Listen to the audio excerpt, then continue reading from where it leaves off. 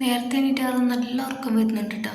പഠിക്കാനും തോന്നുന്നുണ്ട്, കട്ടിൽ കാണുമ്പോൾ കിടന്ന് ഉറങ്ങാനും തോന്നുന്നുണ്ട്. ഹലോ, ഇപ്പോൾ സമയം രാവിലെ 5 മണിയായിട്ടുള്ളേ. അപ്പം നല്ല തണുപ്പും കാര്യങ്ങളൊക്കെ ഉണ്ട്. എന്നാലും ഇരുന്ന് പഠിക്കാമെന്ന് തീരുമാനിച്ചു. ഇന്നത്തെ നമ്മുടെ വ്ളോഗ് എന്താണെന്ന് വെച്ചിട്ടുണ്ടെങ്കിൽ ഒരു എക്സാം ഡേ ഇൻ മൈ ലൈഫാണ് കേട്ടോ. അപ്പം എല്ലാവർക്കും ഇപ്പോൾ എക്സാം നടന്നുകൊണ്ടിരിക്കുകയാണ്.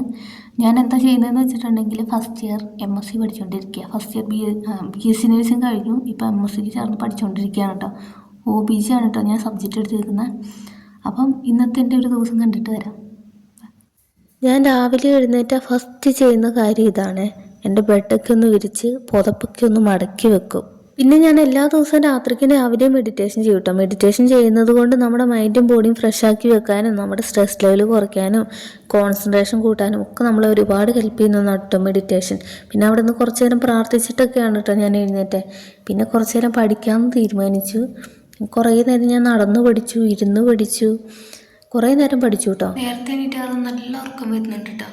പഠിക്കാനും തോന്നുന്നുണ്ട്, കട്ടിൽ കാണുമ്പോൾ കിടന്ന് ഉറങ്ങാനും തോന്നുന്നുണ്ട്. അപ്പം പഠിച്ച് തീരാത്തതുകൊണ്ട് പഠിക്കാമെന്ന് തീരുമാനിച്ചു. എന്നാ ചെയ്യാനാ, എക്സാം ഹാളിൽ ചെന്നിരുന്ന് കിടന്ന് ഉറങ്ങുമെന്നൊന്നും അറിയത്തില്ല. നല്ല ഉറക്കം വരുന്നുണ്ട്. പഠിക്കാമല്ലേ. അപ്പോൾ ഈ കാണുന്ന കേട്ടോ എൻ്റെ യൂണിഫോം. വെള്ള പാൻറ്റ്, വെള്ള ഷോള്, വെള്ള ടോപ്പ്. അപ്പോൾ മൊത്തത്തിലൊരു വെള്ളമയമാണ്. ഇത് കുറച്ച് മേക്കപ്പാണ് കേട്ടോ. കുറച്ച് ലിപ് ബാം തേച്ച് കൊടുക്കുന്നുണ്ട്. എന്ന് പറഞ്ഞൊരു മോയ്സ്ചറൈസറാണ് കേട്ടോ. വൈറ്റമിൻ E ഒക്കെ വരുന്നത് നല്ലതാണ് കേട്ടോ. സൺസ്ക്രീൻ തേക്കുന്നുണ്ട് കേട്ടോ.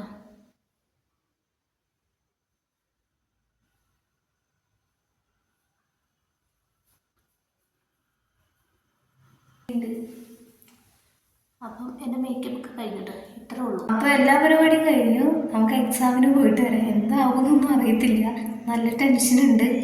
അപ്പം പോയിട്ട് വരാം. രാവിലെ കഴിക്കാൻ ദോശയും സാമ്പാറും പിന്നെ ഒരു ഗ്ലാസ് ചായ ഉണ്ടായിരുന്നു കേട്ടോ. അത് കുടിച്ചു. അങ്ങനെ എക്സാം സെൻറ്ററൊക്കെ എത്തി. സീറ്റും പ്ലാനൊക്കെ നോക്കിയിട്ടോ. അങ്ങനെ എക്സാമൊക്കെ കഴിഞ്ഞു കേട്ടോ. വലിയ കുഴപ്പമൊന്നും ഇല്ലാതെ എഴുതിയിട്ടുണ്ട്.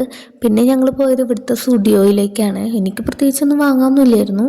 എൻ്റെ കണ്ണു മൊത്തം എന്താ കുട്ടികളുടെ കളിപ്പാട്ടത്തിലേക്കായിരുന്നു കേട്ടോ. ഇതൊക്കെ വീട്ടിലുള്ള സാധനങ്ങളാണ്. അതുകൊണ്ട് പ്രത്യേകിച്ച് ഇന്ന് ഞാൻ വാങ്ങാനൊന്നും നിന്നില്ലേ.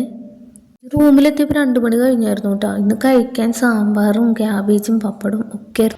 പിന്നെ ചോറൊക്കെ കഴിച്ച് ഉച്ചയ്ക്ക് നന്നായിട്ടൊന്ന് ഉറങ്ങി. പിന്നെ എഴുന്നേറ്റ് ഫ്രഷായി ബാൽക്കണിയിൽ വന്ന് നിന്നു കേട്ടോ.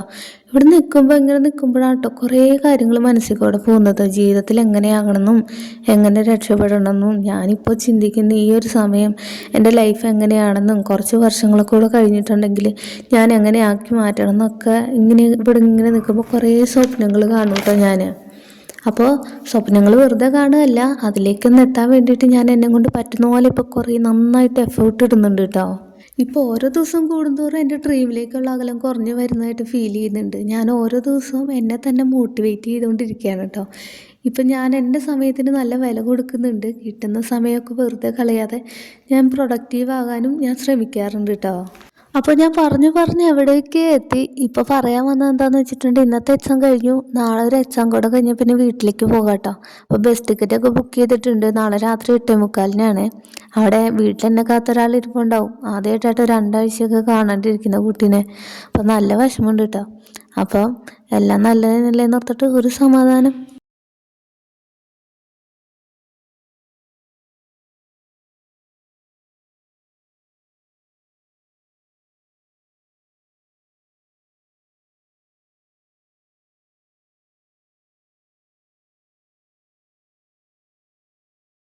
അപ്പോൾ വൈകിട്ടൊന്നും കഴിക്കാത്തത് കൊണ്ട് തന്നെ നല്ല വിശപ്പുണ്ടായിരുന്നേ.